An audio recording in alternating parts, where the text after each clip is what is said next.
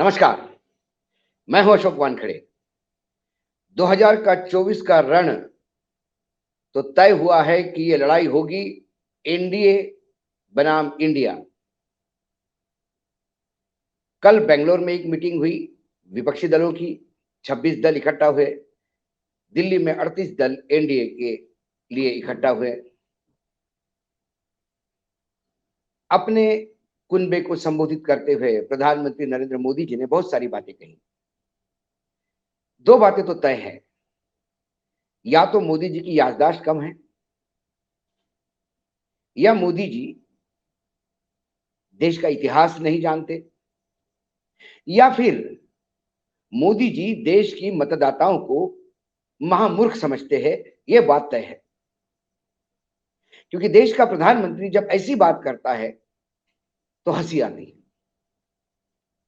उन्होंने 90 के दशक के बाद, मतलब अभी तक की जो कोलिशन सरकारें थी, गठबंधन की सरकारें थी, उन्हें स्वार्थी सरकारें कहा।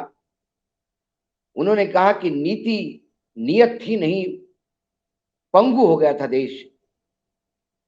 अब उनको कौन बताए कि जो पहली गठबंधन की सरकार मोरारजी देसाई की जनता पार्टी में बनी, वहां जनसंघ था। अब मोदी जी का जनसंघ में कितना योगदान, हालांकि वो तो उसमें भी अपना योगदान जरूर बताएंगे जब जरूरत पड़ी तो। जो भारतीय जनता पार्टी का पहला प्रारूप था, उसके बाद वीपी सिंह की सरकार आई 1989 में, क्योंकि उसके बाद चरण सिंह बने, वो भी कोलिशन सरकार। 89 में वीपी सिंह की सरकार। तो उस सरकार को भारतीय जनता पार्टी ने बाहर से समर्थन दिया था शायद। तो यदि वो पाप है तो उस पाप की भागीदारी इनके पूर्वज थे, ये माने मोदी जी। उसके बाद में चंद्रशेखर की सरकार आई, फिर नरसिम्हा जी की सरकार आई, नरसिंह राव जी की। उसी सरकार ने देश को एक नई दिशा दी, एक ऐसा वित्त मंत्री दिया जो आगे जाके एक सफल प्रधानमंत्री हुआ। उसने देश की पूरी आर्थिक नीति में बदलाव लाकर देश की जो विकट आर्थिक स्थिति थी उसे पटरी पर ले आए, मनमोहन सिंह। उसके बाद फिर सरकारें बनी, फिर अटल जी की सरकार बनी 13 दिन की, फिर अटल जी की सरकार बनी, फिर यूपीए की सरकार बनी।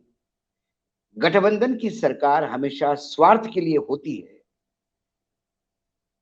ये बात तो अटल जी की 5 साल की सरकार ने भी बता दिया। नरसिंह राव के 5 साल के भी सरकार ने बता दिया कि देश का विकास किया जा सकता है, गठबंधन की सरकार में भी। लेकिन कोई प्रधानमंत्री अपने आप को भगवान मान ले और ये तय कर ले कि 2014 के बाद ही देश आजाद हुआ है और देश का विकास 2014 से ही हुआ है, तो फिर अपने खुद के आभा मंडल में वो यदि खुश रहते हैं तो जनता हंसती है उन पे। ये समझ में नहीं आया कि 2014 से लेके सरकार तो एनडीए की थी, एक एनडीए की मीटिंग नहीं हुई। इसके पहले यूपीए था तो यूपीए की तो मीटिंग्स होती थी, विपक्ष में होती थी, तब भी होती थी। अब यूपीए इंडिया हो गया, तो ऐसी क्या तकलीफ है नरेंद्र मोदी जी को कि जो स्वयं को ही बार बार दोहराकर ये बता देते हैं कि कैसे दो मुही बातें कैसी होती है। उन्होंने इंडिया के गठबंधन पे क्यों बौखलाए?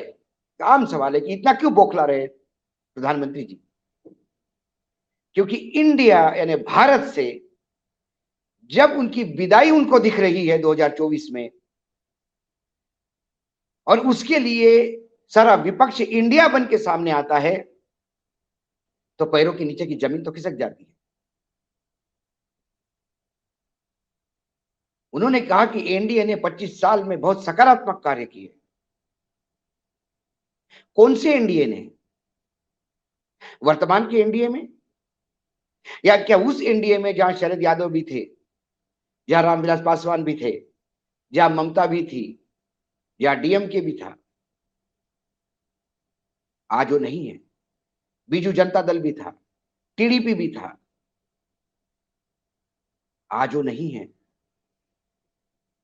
कौन सी एनडीए की बात वो कर रहे हैं? और जब एनडीए ने सकारात्मक कार्य किया है तो फिर ममता ने भी सकारात्मक कार्य किया है, ममता का भी योगदान उसमें उतना ही है, बीजू जनता दल का भी उतना ही योगदान होना चाहिए। आपका एनडीए आपके सुविधानुसार आप बदलते रहते हैं।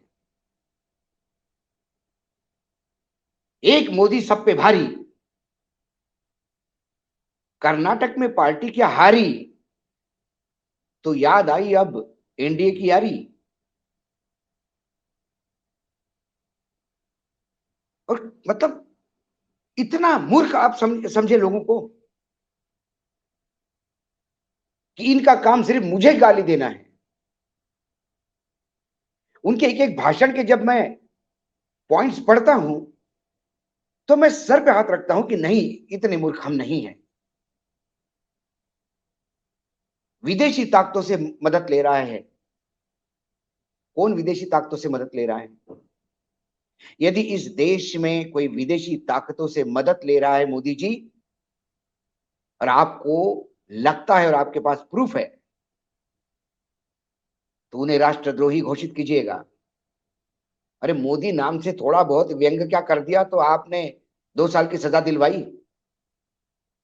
यदि इस देश की एस्टेब्लिश सरकार को स्टेबल करने के लिए विदेशी ताकतों की मदद लेने वाली कोई आपके पास इंफॉर्मेशन है और प्रूफ है, तो उस पार्टी को कटघरे में खड़ा करके सजा दिलवाइएगा, देश आपके साथ होगा। झूठ परोस के आप विपक्ष को बदनाम नहीं कर सकते।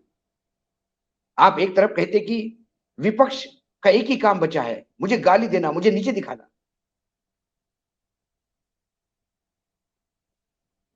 आप कहते कि हम दुश्मन नहीं हैं,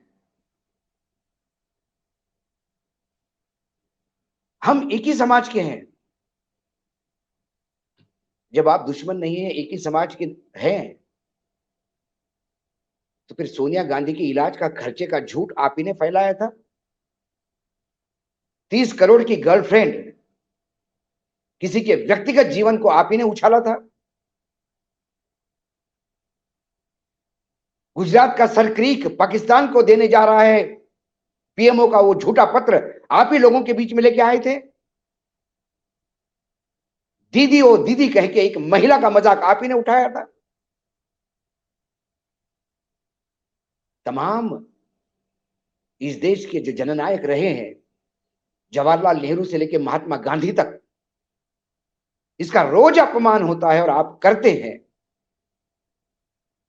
और आप कहते हैं कि हमने प्रणव दा को भारत रत्न दिया, ये हमारी दरियादिली है। मजबूरी थी आपकी, बंगाल के चुनाव, मुलायम सिंह यादव को आपने पद्मश्री दी, आपकी मजबूरी थी। आपको यादव कुनबे में जो झगड़े हो रहे थे उसका फायदा उठाना था। बादल को आपने दिए, वो तो आपके थे, एनडीए के थे। क्या कभी आपने ये सोचा कि शिवसेना अकाली दल आपको छोड़ के क्यों गया? जो सबसे पुराने साथी थे वो 2014 के बाद आपको छोड़ के क्यों गए? कभी आपने सोचा? कभी आपने सोचा कि आपके घटक दलों को आपने कितना बुरी तरह से रगड़ दिया है? आप कहते कि देश विकास के लिए एनडीए बना है। एनडीए विकास के लिए नहीं बना। 2024 की जो धरती खिसक रही है आपके पैरों के नीचे, और आप जब अपने आप को असंतुलित पा रहे हैं, तो संतुलित करने के लिए आपने इन लोगों का हाथ पकड़ा है। उत्तर प्रदेश में छोटे छोटे दल हैं, अपना दल, महान दल, निषाद पार्टी, सुहेल देव भारतीय समाज पार्टी, बहुजन आजाद पार्टी, जनवादी सोशलिस्ट पार्टी। एक मोदी सब पे भारी तो फिर आपकी निषाद को विधान परिषद में एमएलसी बनाने की क्या बीजेपी में अकाल पड़ा था? बीजेपी में कार्यकर्ता नहीं था? अपना दल के अनुप्रिया पटेल को आप मंत्री बनाते हैं, उसके पति को एमएलसी बनाते हैं और परिवारवाद पे रोते हैं। राजभर जी जिन्होंने आपको पानी पी पी के कोसा, जमीन के अंदर गाड़ दूंगा बीजेपी को, उसको ज्यादा दिन नहीं हुए, 1 साल भी नहीं हुआ। आज वो गाली देने वाला भी आपको प्रिय लगा क्योंकि उत्तर प्रदेश में आपको धरती खिसकती नजर आ रही है। जिस अजीत पवार पे 17,000 करोड़ के घोटाले आपने रेखांकित किए, आपके देवेंद्र फडणवीस एक बैलगाड़ी भर के डॉक्यूमेंट लेके गए थे। महाराष्ट्र की जनता को मूर्ख समझते हैं आप कि कल से सबसे भ्रष्ट, जिनको जेल में भेज के चक्की पिसिंग करने वाले बीजेपी आज शरद पवार को उपमुख्यमंत्री, अजित पवार को उपमुख्यमंत्री बना के बैठती है। क्या यही भ्रष्टाचार की लड़ाई है आपकी? आपको शरद पवार की पार्टी को तोड़ना था। आपको महाराष्ट्र की क्षेत्रीय पार्टी को नेस्तनाबूद करना था। इसलिए आपने एकनाथ शिंदे और उसके भ्रष्ट कुनबे को साथ में लिया। क्या डेकोरेटिव इंडिया की, मतलब इंडिया का गवर्नमेंट है, 1400 करोड़ की प्रॉपर्टी जब्त, ईडी सीबीआई लगी हुई है, उपमुख्यमंत्री है। 850 करोड़ रुपए का घोटाला, कैबिनेट मंत्री छगन भुजबल, प्रफुल्ल पटेल। जो जिस वर्तमान घर में रह रहा है वो घर अटैच्ड है ईडी से, सर्वोच्च न्यायालय के परमिशन के साथ वो रह रहे उस घर में। वो आपके अब नजदीकी हो गए। सुनील तटकरे रडार पे है ईडी के, उनकी बेटी मंत्री है। हसन मुशर्रफ जो जमानत करवाने के लिए भाग रहे थे, उन्हें कैबिनेट मंत्री बनाया आपने।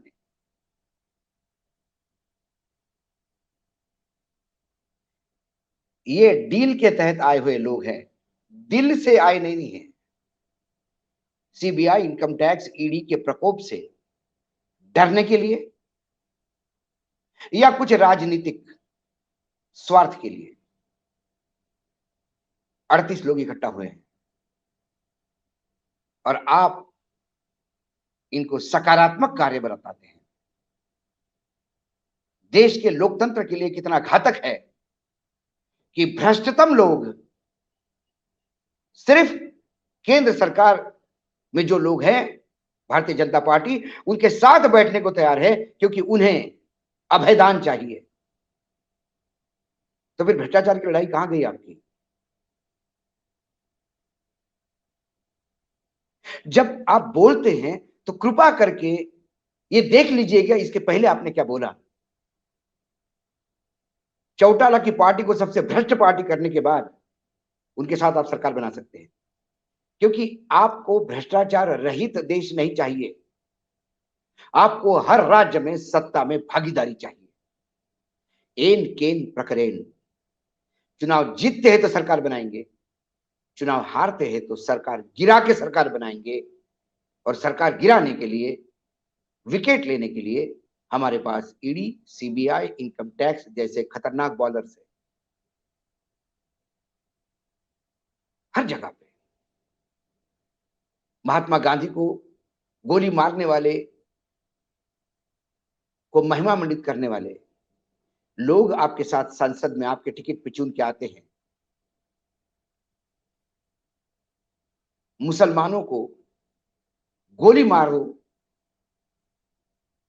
जैसे शब्द उपयोग लाने वाले लोग आपके पार्टी में हैं, आप उनको महिमा मंडन करते हैं।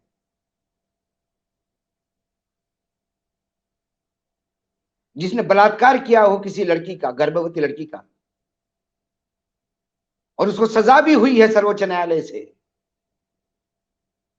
उसे आप रिहा करवा देते हैं और फिर आपकी पार्टी के लोग उनका स्वागत करते हैं।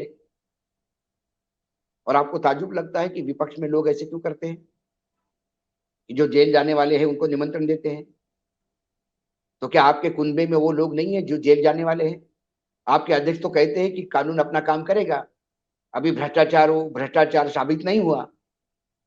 ये बात जेपी नड्डा को समझती है, लेकिन ये आपके दिमाग में नहीं आती जब आप भोपाल में राष्ट्रवादी कांग्रेस को सबसे भ्रष्ट पार्टी बोलते हैं। क्या क्या समझे देश की जनता, क्या समझे? मुख्य रूप से इंडिया में आपकी विदाई तय हो रही है, इसलिए ये जो नया इंडिया बना है इससे आप खूब खा के बैठे हो, इसलिए आपकी बौखलाहट आपके भाषणों में दिखती है। किस विकास की बात करें? आपने कहा कि ऑस्ट्रेलिया, यूके, अमेरिका, फ्रांस में हमारे लोगों को बुलाया जाता है। तो 2014 के पहले जो भी प्रधानमंत्री, राष्ट्रपति, उपराष्ट्रपति, पार्लियामेंट के delegations Australia, America, UK, France गए, तो क्या खुद ही घुसे थे वहां पे, बिना बुलाए गए थे? भारत के प्रधानमंत्री को 1947 से लेकर आज तक सभी 15 प्रधानमंत्रियों का स्वागत इन सभी देशों में हुआ है, लेकिन सभी प्रधानमंत्रियों ने स्वागत से बोखला बोहरा जाके, बोखलाट क्या कहूं, स्वागत से इतने आत्ममुग्ध होके देश का अहित नहीं होने दिया। इंदिरा गांधी ने तो व्हाइट हाउस में बैठ के अमेरिका के राष्ट्रपति को खरी खरी सुनाकर प्रेस कॉन्फ्रेंस का बायकॉट करके भारत आई थी, क्योंकि भारत की अस्मिता उसके लिए महत्वपूर्ण थी। ऊंचे दामों में ड्रोन खरीद के भारत की तिजोरी खाली करने का काम किसी प्रधानमंत्री ने नहीं किया।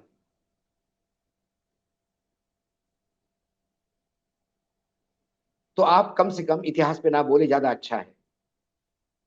आपके अनुसार यदि देश का इतिहास 2014 से शुरू होता है, तो आप 2014 से लेकर 2023 तक ही बोलिए, आपने क्या किया, आपने कितने भ्रष्टाचारियों को अंदर किया, आपने जो 2014 में वादे किए थे उसमें से कितने निभाए,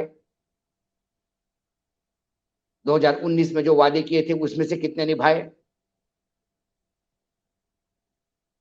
जरा सवालों के जवाब भी दीजिए प्रधानमंत्री जी। देश की जनता अशिक्षित है, मूर्ख नहीं। इंदिरा गांधी जैसे नेता को भी आपातकाल के बाद घर भेजने वाला ये देश अघोषित आपातकाल पे भी विचार कर रहा है। यही कारण है कि आपकी बौखलाहट दिख रही है। कुल मिला के इंडिया सत्ता में आने नहीं दे रहा है, और दूसरा इंडिया सत्ता से खदेड़ने के लिए तैयार बैठा है। अब ये दो इंडिया से आप कैसे लड़ेंगे? आपका new India, developing India, aspiring India ही आपसे नाराज है, क्योंकि जो नई जनरेशन है रोजगार मांगती है, महंगाई पे काबू मांगती है। उनकी बात सुनने वाले नेता चाहते हैं, मन की बात सुनाने वाले नेता नहीं। कुल मिलाकर एनडीए बना है, 38 लोग हैं। आपको छोड़ के बाकियों का योगदान 2 करोड़ के आसपास मतों का है। तो ये 2 करोड़ वाले 22 करोड़ वालों के सामने तो दरबार में झुक के ही नमस्ते करेंगे। कोई डर के मारे, कोई डील के तहत। दिल से कितने लोग जुड़े हैं इसका हिसाब लगाइएगा, शायद एक भी नाम गिनना मुश्किल हो जाएगा। ये बात मैं इंडिया के लिए भी कहता हूं। वहां भी एक डर के कारण लोग इकट्ठा हुए हैं। उन्हें डर लग रहा है कि संविधान खत्म हो जाएगा, उन्हें डर लग रहा है कि उनके राजनीतिक अस्तित्व खत्म हो जाएगा, क्योंकि आने वाले समय में ED, income tax, CBI India के तमाम नेताओं पे लगातार हमले बोलेगी, उनको जेल में ठूसेगी। ये बात अलग है कि जब जमानत होती है, चाहे अनिल देशमुख की हो, संजय राउत की हो, तो न्यायाधीश सर पे हाथ लगा के बोलते हैं कि अरे भाई, इनको अरेस्ट किया क्यों था। अब न्यायपालिका को कौन बताएं, ये ईडी और भ्रष्टाचार और मनी लॉन्ड्रिंग के लिए अंडर नहीं थे,